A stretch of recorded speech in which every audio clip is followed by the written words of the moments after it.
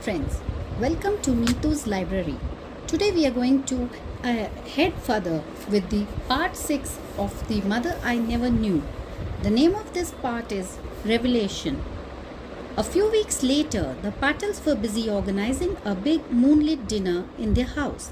The rainy season had given way to clear skies, and the upcoming full moon day was going to be quiet and beautiful. Rauji, the dinner will be on our terrace today, Anant Patil told Venkatesh as they sat down to some evening snacks. You are not going to order home delivery or go to anyone's house for dinner. It's going to be a special night. Why? What's special about tonight? Sunita had a friend named Sarala. She is conducting a music program at our house. I am sure that you will like it. We have only invited a few close friends. Vijayavai called out to her husband, "Look here, all the dinner entries and desserts must be white in color tonight. The menu includes curd rice, white pudding, kheer, sweet white chiroti, rice upma, cabbage sabji, and..." By now, Venkatesh was able to understand her Hubli dialect perfectly.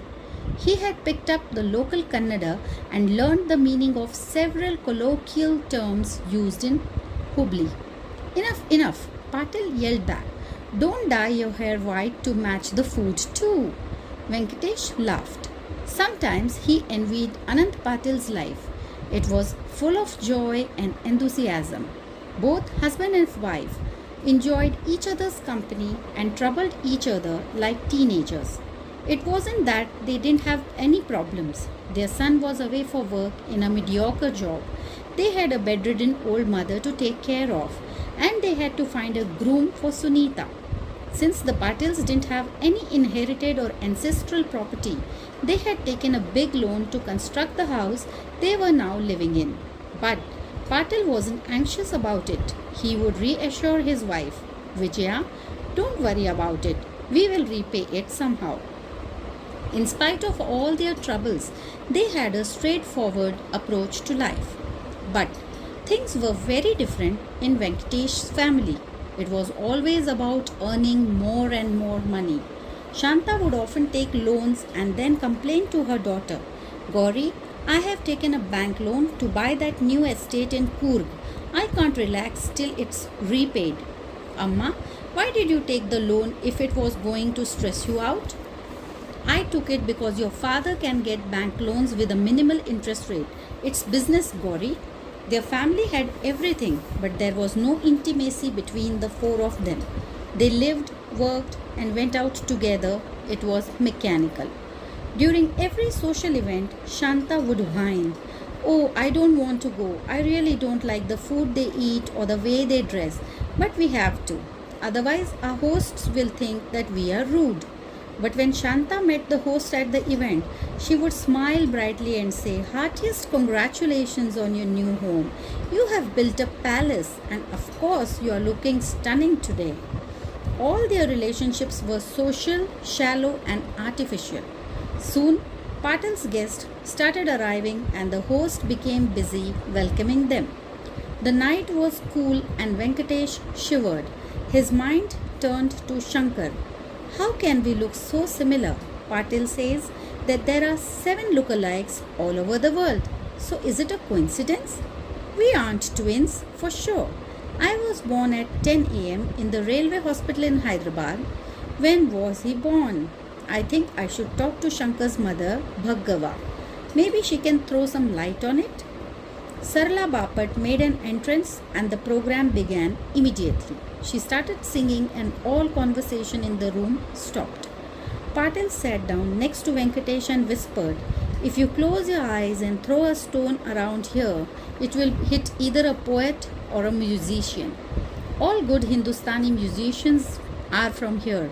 Bhimsen Joshi, Gangubai Hangal, Mallikarjun Mansoor, Basavaraj Rajguru and many others." Venkatesh did not know much about music, but he knew that Patil was telling the truth. Shanta had learned Carnatic music before marriage, but had soon given it up without a second thought. Gauri was only interested in rock music. A minute later, Sarala was singing Sishunala Sharif's song How do I cross the plantain grove, sister? How? How shall I bring water? She cooed. How can we cross the river of life without boat? Venkatesh was impressed. Sharif dealt with meaningful themes in such simple language. It was his forte. The next day, Venkatesh went to office and asked a colleague for directions to Shishunal. That Friday, Venkatesh decided to drive out alone to see Shankar and his mother.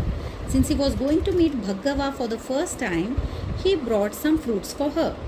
The roads were dusty and his car was completely covered with grime by the time he reached Shishunal an hour and a half later.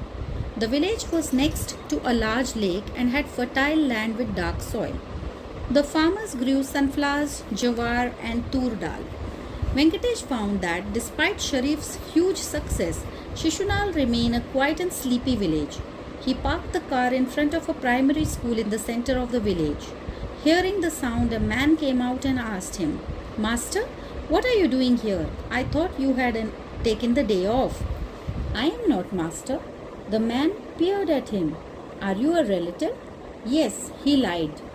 He wanted to avoid more questions. "So you have come to see the hill, Sahib?" The man asked. "What hill?" "The holy tomb to Sharif. People come from everywhere just to see it." "Yes, I want to visit the tomb. But first, can you direct me to Shankar Master's house?" In a small village like Shishunal, everybody knew everybody's business. Venkatesh was hopeful that this man would help him find Shankar's house. "Look there," the man pointed to a banyan tree. "His house is right next to it. You are in luck. He is at home today." Venkatesh smiled and thanked him. He walked over to Shankar's house and knocked at the door. There was no response. When he knocked again, a voice from inside said, "Master will not take tuitions today." Venkatesh knocked once more. The same voice replied without opening the door, "We are performing some rituals at home right now. Please come back in the evening." "I am Venkatesh. I have come from Hubli," he said loudly. "Which Venkatesh? Salimani Venkatesh or Deshpande Venkaya?" "No, I..." His voice trailed off. He thought, what should I say? That I am the Venkatesh who resembles Shankar?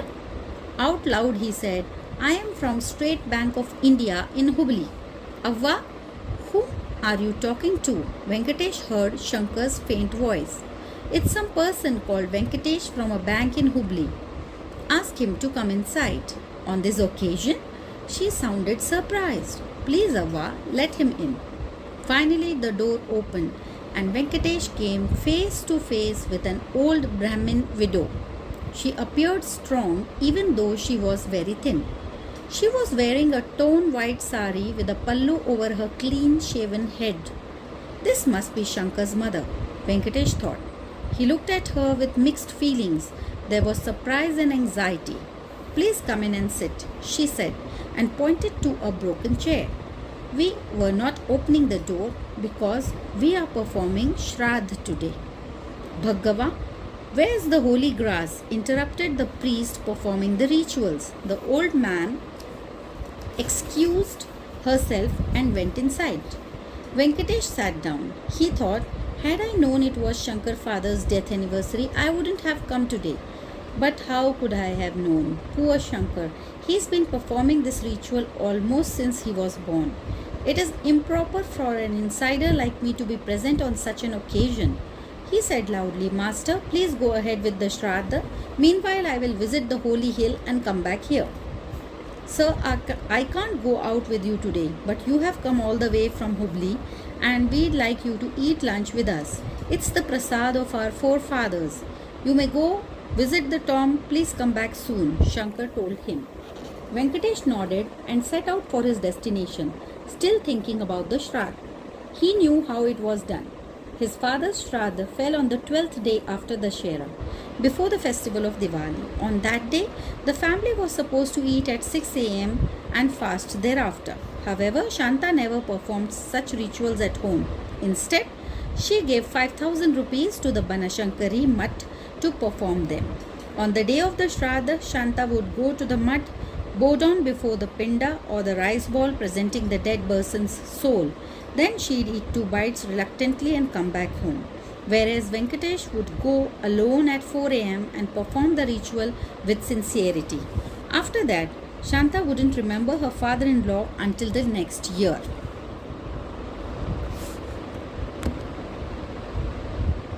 Venkatesh remembered his father, Madhav Rao. He hadn't lived long after his son's marriage. He had loved Shanta like his own, especially because he didn't have daughters. Madhav Rao was a gentleman who obeyed his mother while she was alive and then obeyed his daughter-in-law until the day he died.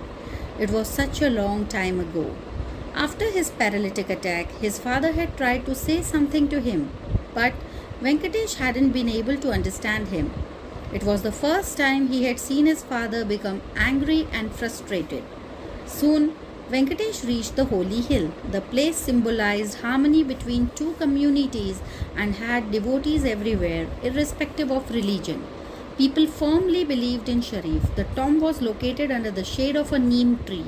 Venkatesh offered 100 rupees at the dargah and was blessed with a broomstick of peacock feathers by the Maulvi. A man standing near him remarked, "You look like master, but you can't be him." "You are right. How did you know?"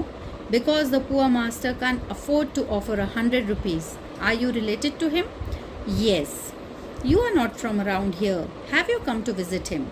Venkatesh had never experienced this in Bangalore. The people here kept asking questions and dragged the other person into a conversation even if he or she was a stranger. Venkatesh did not answer the man and simply walked away. When he came back to Shankar's house, another Acharya had joined in. Mantras of Shraddha were being chanted loudly. Venkatesh sat outside in the veranda listening to them. He knew the sequence of the mantras. When his father was transferred to Varanasi, his grandmother had forced Venkatesh to join a Sanskrit school in the evenings. Slowly, he had developed a love for the language and continued to perform puja at home even today. Gauri teased him often, "Anna, why don't you take voluntary retirement and start performing pujas for everyone? You know that you will love it." Ravi would also smile and agree. Yes, these days acharyas from India are much more in demand than software engineers. They make a lot of money too. But Shanta wouldn't have liked to be the wife of an acharya. Venkatesh almost smiled at the thought. Suddenly his attention went back to the chanting. "My father, grandfather and great-grandfather are Setu Rao, Srinivas Rao and Virupaksha Rao. My gotra is Shandilya. For the sake of pleasing the gods, I, Shankar Rao, performed this shraddh every year. May the forefathers come in the form of a cow, Shiva and the sun and accept the prasad I offer." The acharya started coughing. He had to repeat the whole mantra again and Shankar repeated it after him. "What's this?" Venkatesh wondered. "I also say the exact same mantra. Only two names are different, my father's name and my name. I know for certain that my father did not have any brothers. It can't be a coincidence that the name of our paternal grandfather, great-grandfather and our gotra are the same. But his father's name is Setu while my father's name is Madhav. Shankar and I must be related somehow." Like a flash of lightning, it all became suddenly clear to him. The mantras had exposed the truth about Shankar and Venkatesh. So much resemblance between them. His father and Shankar's father must be the same person. They were brothers. They had to be. It was the only explanation. For a moment, Venkatesh was happy at solving the mystery and finding a brother. Then the shock set in. He immediately grasped what this meant. His mother, Indira Amma's innocent face flashed before him and tears welled up in his eyes. He sat still for a long time. After the shraddh, Shankar Master came to the veranda and saw him. "Have you been waiting here for a long time, sir? Please come inside and join us for lunch." So Shankar does not know anything about this. I shouldn't jump to conclusions. It would be improper to say anything right now. I must verify everything thoroughly before I say anything to anyone, thought Venkatesh. He stood up and went inside the house. Banana leaves were spread out on the floor, serving their purpose as temporary plates for lunch. The menu featured thick rice, rava laddu, urad vada, among other entries. Bhargava was sitting in a corner wearing a white sari that had been mended too many times. She looked at Venkatesh and said, "Sir, we are poor, but today's ritual demands these preparations. I hope you like them." Venkatesh felt awkward when she called him sir. He wanted to ask her many questions but didn't know where to begin. So he looked at Shankar instead and asked him, "How many years have you been performing Shraddh?" "Since my thread ceremony when I was 8 years old." "Sir, it's been 47 years now," said Shankar between mouthfuls of food. Venkatesh's mind raced to make sense of this information. Father died 25 years ago. That means Father Shraddha was being performed even when he was alive? He asked Shankar, "What are your children's names, Master?" "My mother's name is Bhagirathi, which is a name of Ganga. So I named my daughter after rivers related to Ganga, Mandakini, Alaknanda and Sarayu. Manda is desperately searching for a job these days. Now even engineers have to be willing to work in bigger cities like Pune and Mumbai. But how can we send her alone?" Bhargava interrupted him. "I have told Shankar to get her married." "I know it, Avva, but where will I find a suitable groom? Manda was born in Mula Nakshatra." "Sir, I don't really believe in nakshatras and horoscopes, but a lot of other people do. In fact, according to my horoscope, my father should have been a very prosperous man, but he died before I was born. So how can I believe in all these things?" Similarly, Manda's Mula Nakshatra is supposed to be inauspicious for her father, but I am absolutely fine. Nothing bad has happened to me. "Isn't it possible to find a boy whose father has died already?" asked Venkatesh. "Of course it is, but I also have to think about the dowry. My daughter is prepared to marry a less educated boy, but even they ask for at least 20,000 rupees. "What about your other daughters?" "My second daughter, Alaknanda, is very intelligent. She obtained a top rank and easily got admission into the best engineering college of the state. However, I couldn't afford the fees and I enrolled her into a diploma course. She feels bad, but she doesn't say anything." "What about Sarayu?" "Sarayu is in the 10th class. She is intelligent too and wants to become a doctor. Her teachers expect her to do very well. Will you allow her to enter the medical field?" "Sir, such things are possible only for people like you. We can't afford it. But Manda told me that she has decided not to get married. She will earn money by taking tuitions and then she can help Sarayu become a doctor." By now, lunch was almost over. Venkatesh had barely touched his food. He thought sadly, the 3 girls are good, but thanks to their father's poverty, they can neither be educated well nor can be married. He wanted to talk to Bhargava. He thought, how do I manage to talk to her without Shankar around? There was a sudden knock at the door. It was the school peon. He had come from the school to tell Shankar that he was needed there immediately because the headmaster was indisposed. Shankar got ready to leave. The holy sandal paste from the ceremony was still smeared on his forehead. Venkatesh breathed a sigh of relief. He'd be able to talk to Bhargava after all. Shankar apologized. "Sir, I'm sorry to leave you like this, but the headmaster will get upset if I don't go. Please relax and have some tea. I will be back soon." "Don't worry, Shankar. Please take care of your responsibilities. I will wait for you right here." Shankar left and Venkatesh went to the next room in search of Bhargava. There was a faint smell of cow dung in the air. A ray of sunshine entered the room through a hole in the roof. His eyes fell upon Bhargava, who was lying on a mat. But she was not sleeping. She sat up when she saw him and offered him a mat to sit on. He sat down and stared at her, as if he was looking at her for the very first time. She must have been beautiful in her youth, but now she looks burdened with poverty, widowhood, and a tough life, he thought. He asked her, "Amma, had my mother lived, she would have been of your age today. What does Shankar call you?" "He calls me Avva," she said softly. "Then I will also call you Avva. I have a question.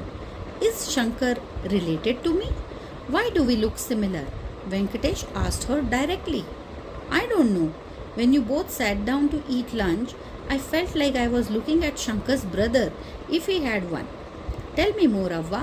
How did Shankar's father die?" Maybe that will explain the mystery. As far as I know, my father didn't have any relatives in this area. Only you can help me with the story. Please tell me what happened. What do you want to know? Bhargava asked him gently. Shankar is my only child. He was born when I was 16 years old, and his father died before he could even see him. No relatives from his father's side stayed in touch or helped us. I came here and decided to make this place a home. There was nothing else that I could have done. Hasn't anyone from your husband's family come to visit you? Why didn't you try to go and meet them? She sighed. It's a long story. 55 years have passed. I think I have almost forgotten what happened.